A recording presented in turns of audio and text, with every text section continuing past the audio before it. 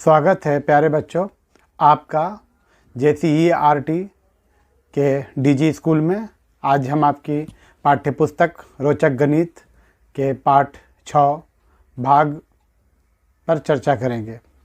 भाग का मतलब होता है बराबर बराबर बांटना, और पाठ्यपुस्तक में जो बातें दी हुई हैं उसमें सबसे पहले आया है दादी ने 100 रुपये दिए हैं 5 पोते पोतियों में बांटने के लिए। तो अगर बात नोटों से हो तो बहुत आसान है कि ये 100 रुपये लेकर गए बाज़ार में, जा कर के इसको किसी दुकानदार को कहा कि भाई इसका चेंज दे देना, तो हो सकता है कि वो दुकानदार आपको 10-10 के इस तरह से 10 नोट दे, 1 2 3 4 5 6 7 8 9 10। अब इन नोटों को अगर आप बांटना चाहिए तो 100 का जो चेंज आपके सामने आया उसको आप देख रहे हैं इस तरह से है। तो उसने पहले रीना को 1 नोट, फिर राहुल को 1 नोट, फिर राशि को 1 नोट, फिर मोहन को 1 नोट और फिर विजय को 1 नोट। फिर उसके बाद एक राउंड और दिया, सबको 10-10 बराबर बराबर पाँचों में बट गया। तो रुपए के साथ करना ये आसान है। अगर मान लीजिए उसको इसके जगह पे 20 का नोट मिला होता, अगर उसके पास 100 का नोट इस तरह से चेंज होकर के आता तो वो सीधे 20-20 सबको देता, रीना, राहुल, राशि, मोहन और विजय को। तो ये जो स्थिति है ये रुपयों के साथ आसानी से हो सकती है, लेकिन समझना ये है कि अंक गणितीय विधि में वो इसको कैसे बांटता है, अंकों में लिख करके कैसे बांटता है। के सामने एक प्रश्न दिया हुआ है कि 13 को 4 से भाग दीजिए। तो वास्तव में 13 से 4 को भाग देने का क्या मतलब है, इसको एक गतिविधि से हम लोग समझते हैं। 4 से भाग देना है तो हमने यहाँ पर 4 इस तरह से कार्ड रखे, ठीक है, और इन कार्ड्स के सामने हमने ये पहले कार्ड का गोल, फिर दूसरे कार्ड का गोल, फिर तीसरे कार्ड का और फिर चौथे कार्ड का, इस तरह हमने किया। अब हमको 4 हिस्सा में भाग देना था तो हमने भाजक जो 4 है उसके लिए 4 जगह बना दी। अब इसके बाद भाज्य हमको 13 है। यहाँ पर हम जो है आपके सामने ये 13 बटन है, देखिए 1 3 हुआ, 3 3 6, 2 8, 2 10, 2 12 और 1 13, कुल 13 बटन आपके सामने यहाँ पर हैं, ठीक है। अब हम 4 हिस्सा में इसको बांट रहे हैं बराबर बराबर, 1 2 3 4, एक राउंड पूरा हो गया। अभी भी हमारे पास इतने सारे बचे हुए हैं, फिर हम देते हैं 1 2 3 4। देखिए हम ध्यान दीजिएगा कि हम बराबर बराबर दे रहे हैं, अभी भी बचा हुआ है, देते हैं फिर 1 2 3 4। अब हमारे पास एक शेष बचता है, ये शेष यहाँ पर आ गया। तो अब आप समझिए कि ये पूरा गणित क्या हुआ, कैसे इसको हमने किया। 13 बटन था, 13 यहाँ पर क्या है आपके सामने, ये भाज्य है, इसका हिस्सा होना है। कितना हिस्सा होना है, 4 से होना है, ये भाजक है, ठीक है। हमने जब इसको 4 हिस्सा में बांटने की कोशिश की तो हर खांचे में 3-3 आए, ये भागफल है, ये क्या है, भागफल है। और ये नीचे में एक जो बचता है ये शेषफल है। मतलब आप इसको अगर लिखना चाहिए तो इस तरह से लिखिएगा, जो भाज्य है वो 13 है और जिससे भाग देना था यानी जो भाजक था वो 4 था, और हमने जो भागफल निकाला 1 2 3, हर खांचे में 3-3 है, तो ये भागफल है। यानी कि जब हमने 13 के 4 बराबर हिस्से करने की कोशिश की तो हमें हर हिस्से में 3-3 आया, तो ये आपका जो भागफल है वो 3 है। और इन पूरी प्रक्रिया के बाद जो हमारे पास 1 बचा वो इसका शेषफल था। आप इनको शब्दों में अगर याद रखते हैं तो ये इस तरह की चीज़ आपको मिली कि यहाँ पर आपका भाज्य 13 है, भाजक 4 है, भागफल 3 है और शेष 1 है। अगर हम इसको अंकों में लिख करके और विधियों से अगर काम करें तो ये होगा कि हम 4 को इस तरह से लिखेंगे और इसको लिखेंगे 13, और 4 का पहाड़ा हमको उस वक्त तक पढ़ना है जब तक कि 13 या 13 से छोटी संख्या ना आ जाए। तो 4 का पहाड़ा हमने पढ़ा 4 एकम 4, 4 दूनी 8, 4 तिया 12 और 4 चौके 16। तो 16 यहाँ 13 से बड़ा है तो हम 4 तिया 12 को लेते हैं। तो 4 तिया 12 जो आपके सामने आता है यहाँ पर, उसके बाद यहाँ 1 बचता है, आप 3 यहाँ लिखेंगे तो 4 तिया 12। तो ये एक जो बचा ये यहाँ पर हमारे सामने शेषफल है। ये जो 3 आया वो आपको हर खांचे में दिख रहा है, और ये जो 4 है वो आपका भाजक यहाँ है, और 13 जो है ये पूरी कुल बटन की संख्या है जो 13 है। तो हमने 4 भाजक से 13 भाज्य को जब भाग दिया तो हमें भागफल 3 आया और शेषफल 1 आया। यही ये विधि है। आइए पाठ्यपुस्तक के प्रश्नों की तरफ हम चलते हैं।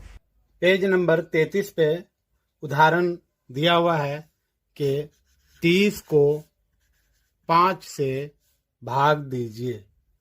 5 से भाग दीजिए।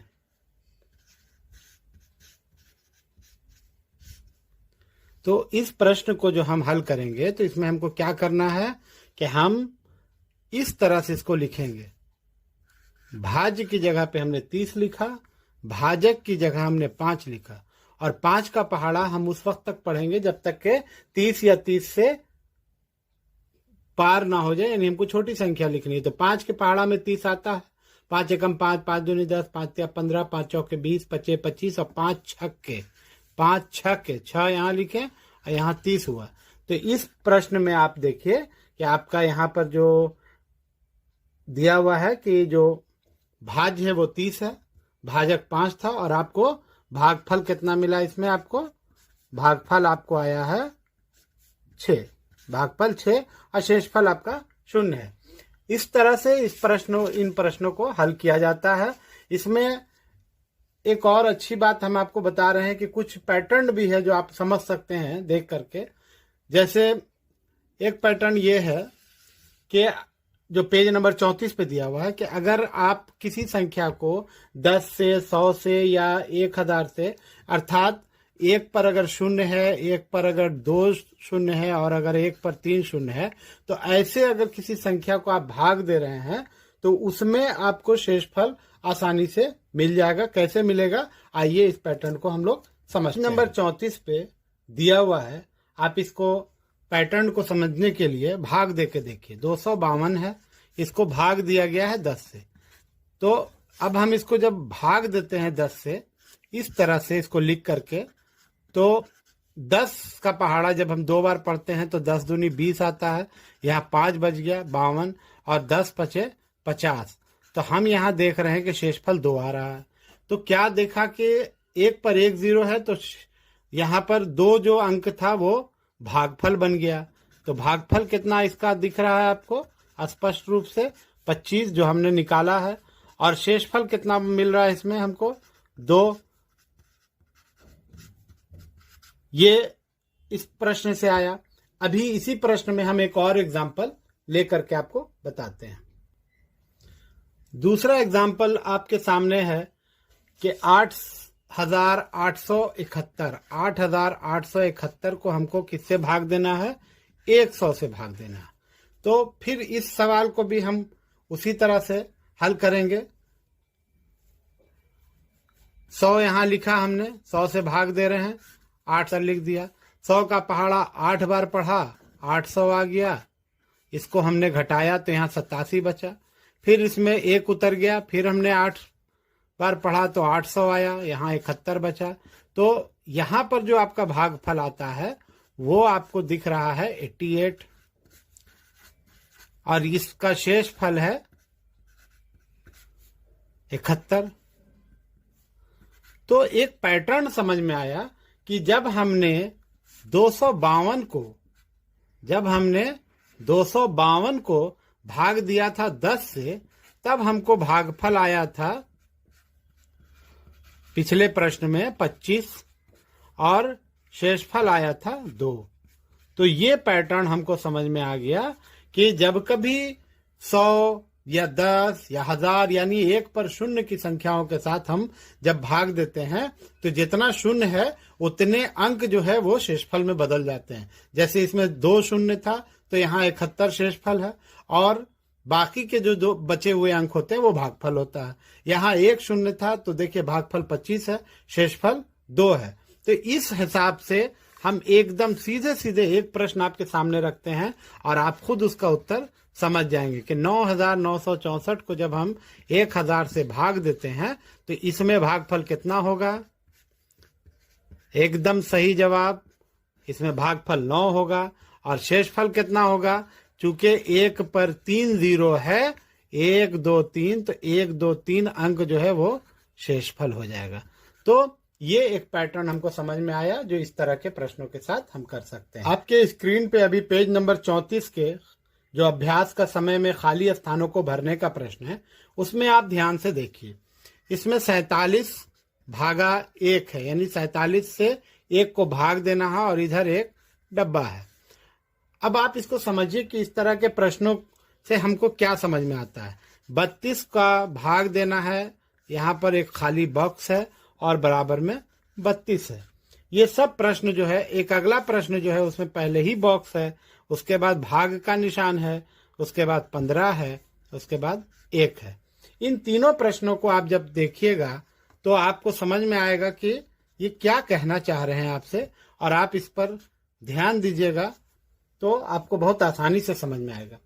पहला प्रश्न जो है उसमें कह रहा है कि 47 भाग 1 यानी 1 का जो है 47 से भाग देना है।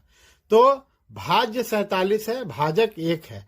अगर हम 1 से भाग दें 47 को तो क्या आएगा। 1 से 4 बार में 4 आएगा, कट गया ये, फिर 7 उतरा, 1 सते 7। तो हमने क्या देखा कि जब हम किसी संख्या को भाग देते हैं 1 से तो जो भाज्य है वही संख्या हमें पुनः प्राप्त हो जाती है। तो 47 से जब हम 1 को भाग देते हैं तो यहाँ 47 आ रहा है। ठीक है, अब इसी पैटर्न को समझने का प्रयास कीजिए कि यहाँ 32 है और उत्तर में भी 32 है। तो किस संख्या से 1 को भाग दिया गया होगा कि उतना ही उत्तर आ गया। अभी हमने आपको करके दिखाया कि जब हम 1 से किसी संख्या को भाग देते हैं तो भाज्य में जो संख्या दी गई है वही भागफल हो जाता है। वही संख्या क्या होती है, भागफल हो जाती है। भागफल यहाँ 47 है, तो यहाँ पर जब 32 दिया हुआ है और भागफल वही आ रहा है तो तय है कि इसको 1 से भाग दिया गया होगा। 1 से भाग देंगे तो भागफल वही आएगा जो भाज्य था। अब यहाँ पर 15 से भाग दिया गया है और यहाँ पर 1 आ रहा है। ठीक है, तो इसका मतलब यह है कि यहाँ पर 15 होगा जो कि भाग दिया गया 15 से 15 को, तो एक बार में भाग हुआ, यानी 15 का 1 भाग हुआ, तो ये यहाँ पर 15 भराएगा। इसी तरह से आपके पास जो अन्य प्रश्न हैं उनके उत्तर आप प्राप्त करने का प्रयास कीजिएगा। इन विधियों पर विस्तार पूर्वक जो चर्चा की, इसके बाद आइए कुछ प्रश्न वैसे हम लोग हल करते हैं जिनकी हमें रोज़मर्रा की ज़िंदगी में ज़रूरत पड़ती है और हम ऐसे प्रश्नों को अक्सर देखते हैं, हमारे सामने ये आते हैं और अगर हम इन विधियों में उनका प्रयोग करेंगे तो बड़े आसानी से हल होंगे। जैसे आपके पाठ्य पुस्तक में ही एक प्रश्न दिया हुआ है कि रामू के पास 55 चॉकलेट है और उसे वो अपने 11 दोस्तों में बांटना चाहता है। तो अगर आप विधियों के तहत बांटिएगा, जो तरीका अभी हमने आपको बताया इस तरह से बांटिएगा तो आपको बहुत आसानी होगी। उसमें करना कुछ नहीं है, अभी आपके स्क्रीन पे दिख रहा है 55 को हमने चॉकलेट है लिख दिया, कुल चॉकलेट बराबर 55 और कुल छात्र यानी बच्चे बराबर 11 जो बच्चों को देना है। अब 11 से 55 को हमको भाग दे देना है। 11 का पहाड़ा हम उस समय तक पढ़ते हैं जब तक के 55 नहीं आता है या 55 से छोटी संख्या नहीं आती है। तो हमको जहाँ तक याद है 11 के पहाड़ा में तो 55 स्वयं आता है। 5 बार हमने 11 के पहाड़ा को पढ़ा और 55 आ गया, तो 11 पचे 55, तो हमारा जो भागफल निकला वो 5 निकला। तो भागफल 5 निकला, यानी हमको 5-5 चॉकलेट करके अगर बांटेंगे तो 11 बच्चों में बढ़ जाएगा। तो इसी तरह के बहुत सारे प्रश्न इसमें दिए हुए हैं जिन्हें आपको हल करना है। आइए अभ्यास के एक प्रश्न को मैं आपको हल करके दिखाता हूँ। कमीजों की कीमत कितनी दी हुई है, कीमत बराबर 815 रुपया। एक कमीज की कीमत कितनी होगी, बराबर होगी 815 भाग 5। तो आप यहाँ पर रफ में 5 से 815 को भाग दे दीजिए और उसके बाद उत्तर प्राप्त कर लीजिए। 5 एकम 5, यहाँ 3 बचता है, 3 5 छक्के 30, 1 बचा और 5 तिया 15, यानी आपको कितना उत्तर आता है 163। तो इस तरह से इसमें प्रश्न जो दिए हुए हैं उनको आप हल कीजिएगा। इसके साथ ही ये पाठ यहाँ पर समाप्त होता है।